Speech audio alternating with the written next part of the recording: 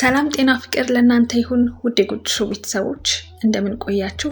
ለዛሬ እጅ ከምን ምን አዲስ ካላችሁኝ ፍናን ህድሩ ተሞሸረች። እሰይ እንኳንም ደስ ያለሽ።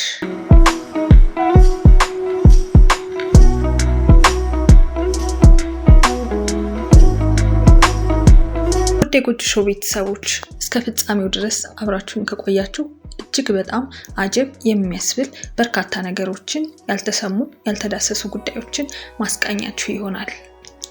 ተዋናይት ፍናን ህድሩ በቅርብ ሽምግልና እንደተላከላትና በደማቅ ሁኔታ እንደተከበረ የሚታወስ ነው።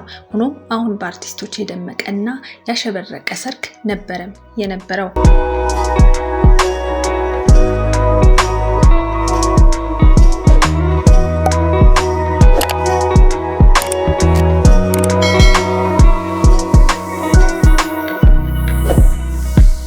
ይቺ ቆንጅዬ ፍልቅልቅ ፍናን ለመጀመሪያ ጊዜ ብቅ ያለችው በሱ ባለው ይታዩ የሺ ዘፈን ላይ ነበረ። ማሬ ማሬ የሚለው ዘፈን ላይ ሞዴል ሆና ሰርታለች። በዚህም ዘፈን ነበር ለመጀመሪያ ጊዜ ብቅ ያለችው። በውበቷና ባላት ፈገግታ ብዙዎች ተደመውም ነበር። ከዛም የተለያዩ የማስታወቂያ ስራዎችንም በኢንስታግራም ገጿ ላይ ትሰራለች። ቦሌ ማነቂያ የሚለው ፊልም ላይም መሪ ተዋናይ ሆና በመስራት በርካታ አድናቂዎቿን በብቃቱ አስጨብጭባለች። የከበረ ድሃ የሚለው ፊልም ላይም እንደዚሁ አስደናቂ የትወና ብቃቷን አሳይታለች። ስነ ስርዓቷ፣ ጨዋነቷ እጅግ የሚደንቅና በርካቶችንም በዚህ ቀልብ ገዝታለች። በተለይም በኢንስታግራም ገጿ የተለያዩ ማስታወቂያዎችንና ፊልሞችንም ታስተዋውቃለች። በሰይፉ ሾው ቀርባም ስለ ፍቅር ህይወቷ ስታወራ ምንም ፍቅረኛ እንደሌላትና ነፃ እንደሆነችም ተናግራለች። ከዛም ከየት አድፍጦ የቆየ እንደሆነ ባይታወቅም የመጀመሪያ ክፍያ በማስታወቂያ ስራዋ ላይ ስትሰራም ትንሽ እንደነበረ ትናገራለች። ብዙ አርቲስቶቻችን ጥሩ ክፍያ የሚያገኙበት በማስታወቂያ ስራ ነው። አሁን ላይ የፊልም ኢንዱስትሪ በመቀዛቀዙ የማስታወቂያ ስራ ላይ ነው ጠቀም ያለ ገንዘብ የሚያገኙት ማለት ይቻላል።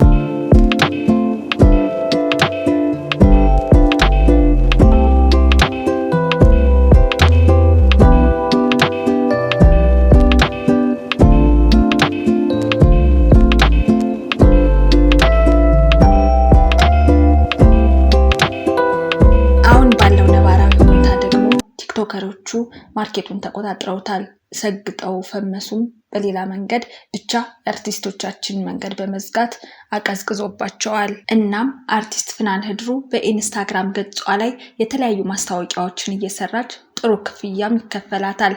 ፊልም ኢንዱስትሪ ለመቀላቀል ሰዎች እንዳሁኑ ቀላል ሳይሆን እንደ መርፌ ቀዳዳ በጠበበበት ጊዜ ፍናን ህድሩ የመጀመሪያ ክፍያ ማስታወቂያዋ ላይ 600 ብር ነበረም። አሁን ግን ዝናና እውቅና ከመጣ በኋላ ወደ 1 ሚሊዮን ከፍ ብሎ ማስታወቂያ ከ1 ሚሊዮን በታች እንደማትሰራም ደጋግማ ተናግራለች።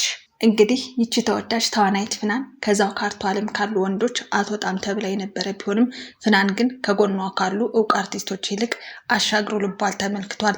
እናም ይህ የፍናን ልብ መግዛት የቻለው የአሁኑ ባሏ የቀድሞ እጮኛዋ በፊልም ዓለም ውስጥ የሌለና ኢንጂነር እንደሆነ የራሱ የሆነ የኮንስትራክሽን ስራዎች ያሉትና እጅግ ባለሀብት እንደሆነም መረጃው ደርሶናል።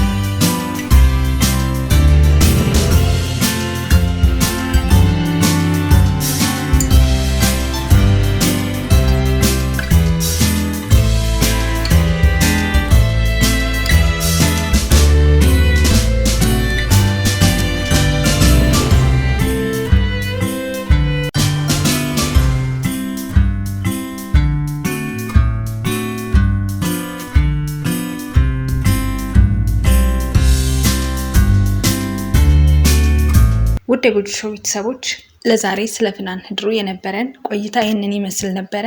እንኳንም ተሞሸርሽ እንላለን በውድ ቤተሰቦቻችን ስም።